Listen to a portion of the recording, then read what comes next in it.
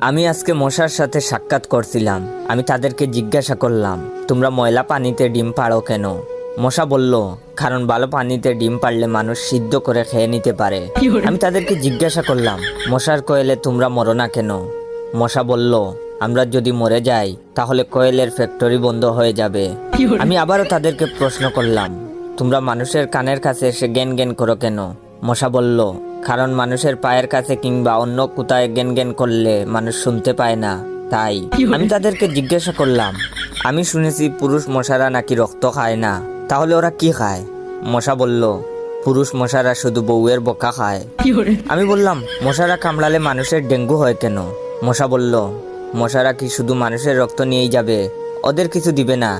মশারা এত স্বার্থপর নয়, তাই মানুষকে ডেঙ্গু উপহার দিয়ে যায়। মশার সাথে সাক্ষাৎ করার পর আমি মশার উপর রিসার্চ করলাম। মশা অনেক ধরনের হয়, যেমন পড়তে বসলে যে মশায় কামড়ায় তারা হলো অশিক্ষিত মশা, খেতে বসলে যে মশা কামড়ায় তারা হলো ক্ষুধার্ত মশা, ঘুমানোর পর যে মশা কামড়ায় তারা হলো কাপুরুষ, জেগে থাকা অবস্থায় যে মশা কামড়ায় তারা সাহসী, মশারির মধ্যে যে মশা কামড়ায় তারা হলো অতিরিক্ত শেষরা, মাঝরাতে যে মশা কামড়ায় তারা হলো সিঙ্গেল, টয়লেটে যে মশা কামড়ায় তারা হলো নির্লজ্জ, দিনের বেলা যে মশা কামড়ায় তারা একটা ছোট লোক।